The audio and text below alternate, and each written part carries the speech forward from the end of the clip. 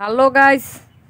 তো আজকের যে ভিডিওটা সেটা হলো যে মাইক্রোজনের যে রিসিভারটা আছে সেই রিসিভারটা কিভাবে বাইন্ড করবেন আপনারা ট্রান্সমিটারের সাথে। তো একজন ভাই কমেন্ট করেছিল যে কিভাবে বাইন্ড করবে।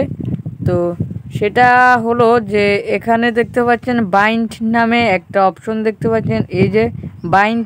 এখানে কিন্তু ভিতরটাই দেখানোর চেষ্টা করছি যে ভিতরটা একটা সুইচ দেখতে পাচ্ছেন, যে এই সুইচটা কিন্তু এরকম একটা সুইচ আর কি।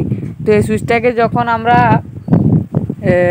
চিকন একটা সুই দিয়ে যখন আমরা চেপে ধরে রাখবে তখন কিন্তু দেখতে পারবেন এখানে একটা এলইডি কিন্তু মুভমেন্ট করবে এবং এই এলইডির কারণে কিন্তু এটা বাইন্ড হয়ে যাবে। এই জায়গাটায় একটা সুইচ দেখতে পাচ্ছেন, সেখান থেকে কিন্তু সুই দিয়ে যখন চেপে ট্রান্সমিটারটা অন করে সুই দিয়ে আমরা চেপে ধরে রাখলে অবশ্যই এটা কিন্তু আমাদের দেখিয়ে দিই কীরকম বাইন্ড হলে কীরকম এলইডি মুভমেন্ট করবে। তো আমরা এখানে 3 নাম্বার পিনে লাগিয়ে দেব কানেক্টরটা, এসি কানেক্টর।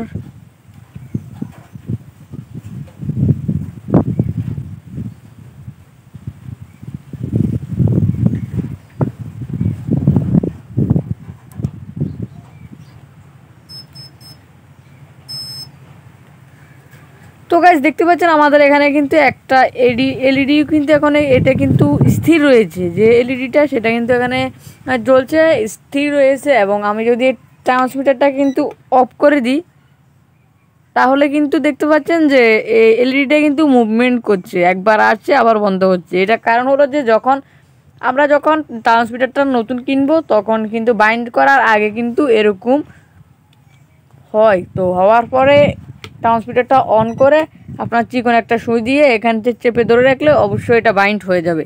তো অবশ্যই বুঝতে পেরেছেন কীভাবে বাইন্ড করা হয়।